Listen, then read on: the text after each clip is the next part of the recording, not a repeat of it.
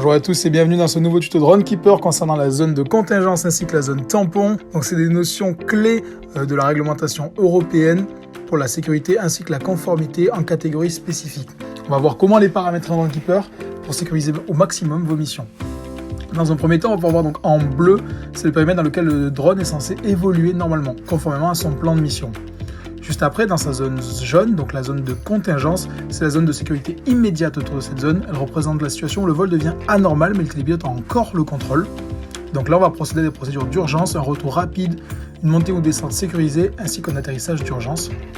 Par la suite, donc, la zone tampon, à l'entour, cette zone de contingence, c'est la zone ultime de sécurité, conçue pour gérer le pire scénario, une perte totale de contrôle du drone. Si l'aéronef sort de la zone de contingence jaune, elle entre dans la zone tampon, il est considéré comme non contrôlé. Et cette zone vise à limiter les risques pour les tiers. Alors on va aller voir ce que ça donne sur Runkeeper, on va aller dans mes missions, on va sélectionner donc démo de Runkeeper, sélectionner la carte. Voilà, donc en bleu la zone de vol, en jaune la zone de contingence et en rouge la zone tampon. On peut l'afficher et la désafficher juste ici. On va aller sélectionner un poids par exemple, on peut voir que ça va changer automatiquement. Voilà, quand on passe à 10 kg, c'est passé à 30 mètres. Si on modifie la hauteur également, alors on peut voir que c'est passé à 60 mètres.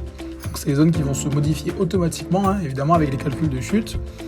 On peut voir la zone de contingence, on peut aussi l'augmenter. Si on décide d'avoir plus de sécurité, c'est possible de la modifier par nous-mêmes. Et ça va s'afficher directement.